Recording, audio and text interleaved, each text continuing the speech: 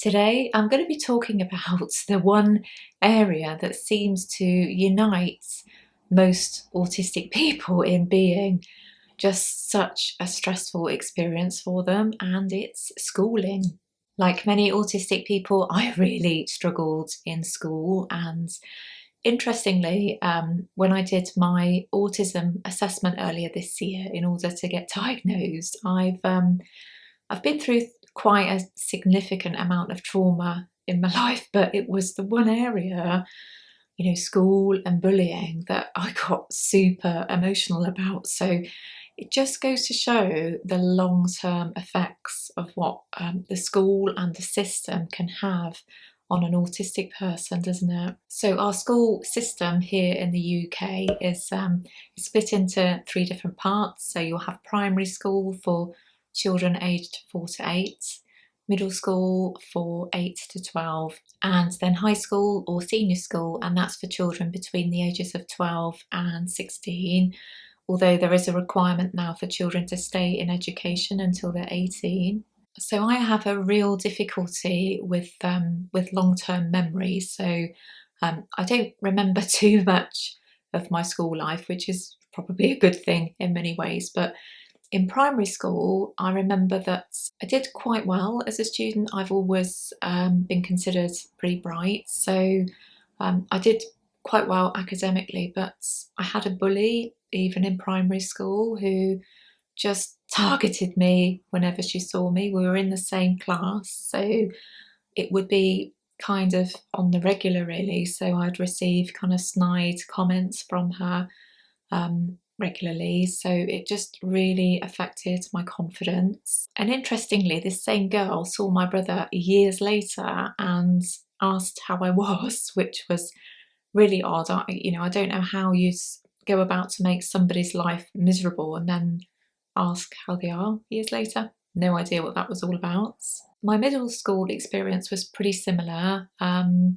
Although I don't remember being bullied, but I didn't have any real friendships in middle school, so I just remember feeling kind of lonely a lot of the time. I think I did pretty well in class settings. Again, I was doing quite well academically. Since recording this footage, I've since remembered that my primary school bully did actually follow me into middle school, so yep, I was bullied in middle school as well. But in terms of any social times, I remember feeling quite lonely. I'd have kind of passing friendships with other children, but I don't really remember anything kind of significant. What I do remember though is how the beginnings of my masked self were starting to occur, because I was brought up in a Scottish family, which meant obviously I had a Scottish accent at home, but of course, this is one of the reasons I was targeted, certainly at primary school. So I was, just start developing an English accent at school. So I'd speak with a Scottish accent at home and always with an English accent at school. And I think my best memory of middle school was when I broke my leg, and it meant that I obviously couldn't go out into the playground during breaks or lunch times, so I would have to sit in the school hall and just kind of read books during break and lunchtime, and the relief that I felt just not having to go out and socialise with other children was just enormous. And I used to think, why on earth isn't there a system that some children can do this every day if they don't want to go out at lunchtime and be forced into having social interactions with other children or whatever really. I used to get just so stressed out about lunch times. So after middle school, then came high school. And high school was just the absolute worst, and certainly one of the worst times in my whole life, and I'm sure a lot of autistic people can relate with this one. So here in the UK, there's like a two-tier system going on in terms of high schools. So you'll have your ordinary state schools or comprehensive schools, but also we have grammar schools, which are the reserve of the most intelligent children. often the most privileged children because they generally have access to further education and further help, don't they? So in order to decide whether you're going to go to a comprehensive school or a grammar school, you would need to undertake an exam, and it was known as the 12 plus. And because I'd done so well in school, in my primary school and in middle school, I really thought I was in with a good chance of passing the exam and going to grammar school, really. But I failed the exam, or so I was led to believe. I later found out through my brother that I did pass the exam, but for whatever reason, my parents decided to tell me that I'd failed the exam and then sent me to a comprehensive school. Now, I think the reason behind that was that my dad in particular was really sexist and didn't have any aspirations for me whatsoever, other than perhaps getting married and having children. And there's absolutely nothing wrong with either of those things if that's something that you as a person want to do. So anyway, the decision was made and I was sent to a comprehensive school, but in hindsight, I don't know if I'd have done any better at a grammar school whatsoever. I think any high school without any accommodations in place for children who were different, because as we know, autism in girls at that point was rarely picked up, that I think I would have struggled in both, in all honesty. So anyway, I went to my local comprehensive school, and about a month after I started there, my mum died. So as you can imagine, that was, really traumatic, and particularly coming at a time when I'd spent so much time worrying about high school. The whole transition of moving to high school was so difficult for me. So I was kind of already struggling trying to find my place within this school. So high school as a high masking young girl was really difficult. I really struggled, particularly with other girls. And I had a couple of sets of different bullies actually. And the first bunch were actually my friends at one point. So I had become friends with a girl who I'm going to call Amy, who I think I'd actually become friends with originally at middle school in the final year. So we developed a friendship, and because she was into everything that a stereotypical, neurotypical schoolgirl would be into, like pop stars and TV shows and films, it was a really useful way for me to learn quickly how to try to be a normie, basically. And not long into starting high school, we then became friends with another two girls who I'm going to give them like ABC names actually. So we've got Amy, let's go for Beth and Carla. Now I soon realised that whenever I'd be with one of these girls on their own, that they would be bitching about the other girls. So I got to a stage where I thought this was just normal and expected, really. It's what you do about other girls. So I just assumed that's how girls got on with each other, really. And I participated in bitching about the other girls. And it got to a stage where one day they all organised an intervention and all confronted me and said that they'd all found out that I was bitching about each of them, and that was it. They weren't going to be friends with me anymore. And I was so confused because the reason that I was engaging in this behaviour was because it was learned. I was copying what the other girls were doing, but because I was autistic, I just could not find it within myself to challenge these girls. I just didn't know how to say, I'm only doing this because you three are all doing it too. So that was it. I was ostracised, and school after that was just impossible. I was mainly ignored by these girls afterwards, but I'd occasionally hear just really bitchy comments under their breath, etc. And of course, that's going to make anybody feel so awful. So at this point, I developed a fear of going to school, and I then started playing truant. So I would go to the local town library, and on my way, I would get changed into just normal clothes from my school uniform, just in a public loo, and just hang out at the library all day, just reading. And I think this went on for 2 or 3 weeks. And of course, that kind of behaviour isn't going to go unnoticed, is it? So my dad's got a knock at the door from the truancy officer, and when I got home that day, he went absolutely mad at me. Bearing in mind, our relationship was never good at all. He was, yeah, absolutely furious. And it makes me so sad and angry at the same time, because I think any loving parent would immediately ask their child, "What's wrong? Why do you feel like this? Why are you stopping going to school? What is there that we can do to help?" But I had none of that. He just basically demanded to know where I'd been every day, and I told him I'd been to the local library and I'd been reading books all day, every day, and he absolutely did not believe me. So that was it. I was then just forced into going back to school, and it just felt like a really dehumanising experience, because I had absolutely no autonomy whatsoever. I had no choice in the situation. I desperately wanted to go to another school to start again, but it just wasn't an option. I just had to go back to the same school.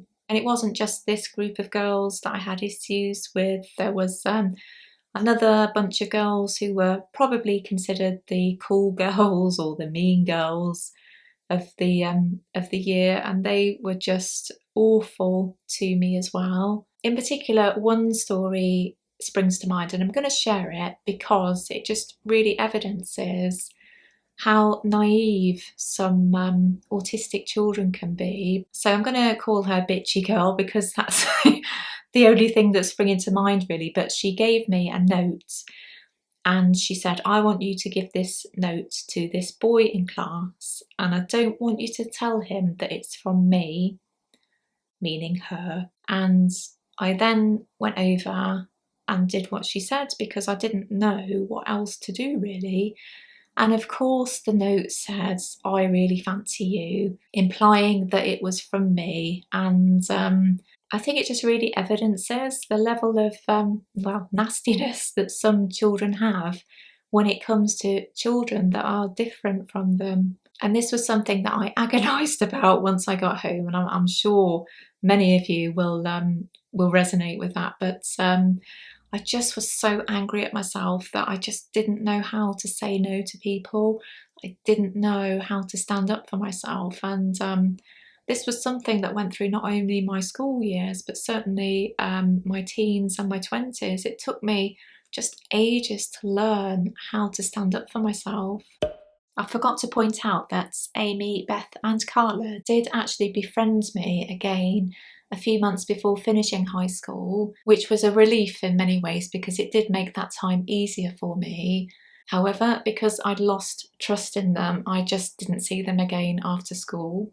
And this experience just taught me a big life lesson about gossiping, and it's just not something I've really engaged with. And because of this, I've found that a lot of people have offloaded to me in the workplace, which has, yeah, been interesting.